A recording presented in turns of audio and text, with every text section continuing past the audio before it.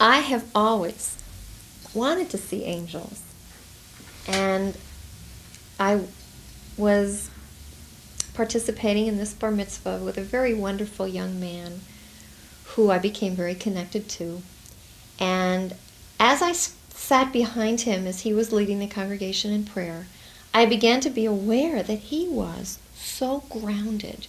It was as though he was growing roots into the bima, into the altar where we were standing. And then I looked out into the congregation and I saw spirits that I imagined were angels kind of floating. So I began to be aware that there were two kinds of souls. There were these really grounded souls, and then there were these floating souls. And one of these floating souls that were very happy and very full of love, full of light, I have to say. That's how it felt to me, that the room filled with light. One of these spirits, or angels, came very close to the bar mitzvah young man and put his arm on him and turned to me and winked. And I knew at that moment this soul had come home.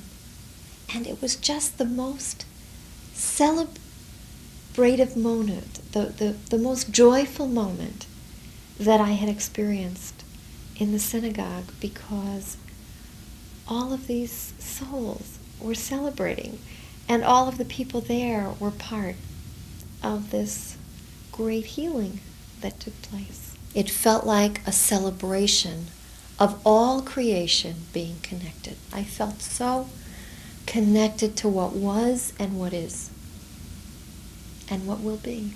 It just felt so connected and so good. And I felt so at peace. I wasn't afraid. I didn't feel confused. I just felt good and proud to be part of this wonderful ritual that had allowed these souls to come home. Baruch atah Adonai Eloheinu melech haolam borei peri hagafen. The Kiddush refers to the blessing that we say over the wine. And there are many times that we make a Kiddush or a Kiddush over the wine.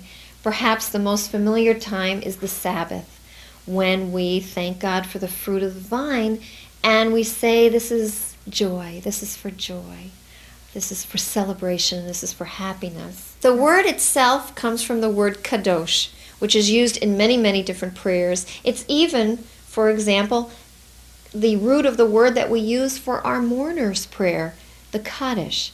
It means holiness, but it comes from the root that means to separate, something separate. We make something holy by recognizing that it's no longer ordinary. The Friday night Kiddush, that's a little bit longer and is familiar to most people who celebrate the Sabbath, is very precious because it helps to begin the Sabbath, which is our taste of the world to come. And as you taste that grape juice or wine or fruit of the vine, whatever you use for that, you enter into holy time. Another Kiddush that is a very important one is the one that we say with the bride and the groom. The marriage ceremony has 3 times that you have a Kiddush, the blessing over the wine. And the first one I always love very much. It says, as you drink from this 1 cup of wine that we will bless with the words of the Kiddush, the blessing over the wine, know that you are committing yourselves to share the sweetness in life, that it will be sweeter now that you are family. And also you are agreeing to share the bitterness that inevitably comes with life. And that you will know now that it will be less bitter, also because you share from life's 1 cup.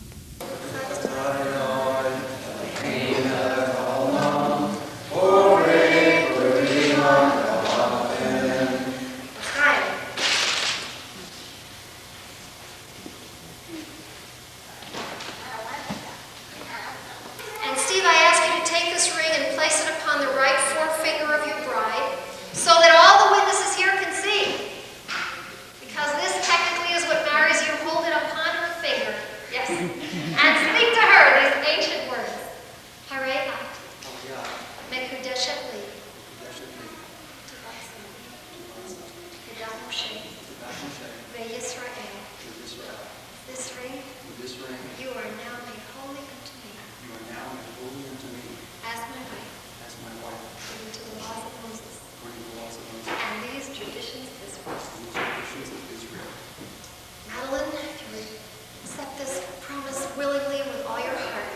this ring and place it upon your marriage finger to stay there for all time as a sign of this faithfulness and trust that you have built with each other. Madeline, I ask you to take this ring because we are equal here. We've worked on this. Placing it on the right forefinger of your groom so that all the witnesses here can see and speak to him these ancient words according to the laws of Moses and these traditions of Israel. Steve, if you accept this willingly, with all your heart, place it upon your marriage finger as a sign to wear for all time of this commitment and faith and trust. Baruch atah Adonai, Mekadesh Amo Yisrael al Yodei Chuppah v'Kiddushin. Blessed are you, God, and thank you for this wonderful idea, the holy covenant of marriage. We all say together, Amen. There will be a time in the streets of Jerusalem that the sounds of gladness will be heard. The sounds of brides and grooms and people really believing that peace is just about to come. Adonai oz le'amo yitain, it says. Adonai yivarech ve'emo b'shalom. Because of you, we have a better chance of having peace in our hearts and peace on our planet. We say to each other, Chag Sameach, and may it be a good and healthy year.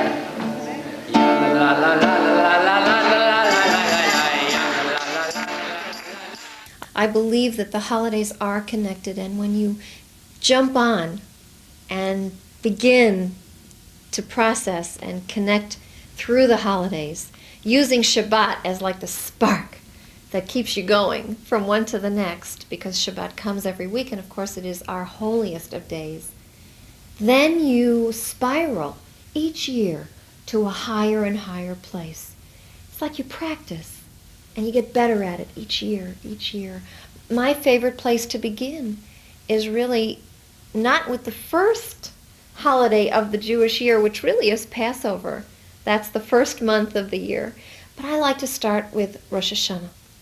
I like to start with Rosh Hashanah, the Jewish New Year, when it's almost like you're a new baby and you're just beginning to commit yourself again to the cycle.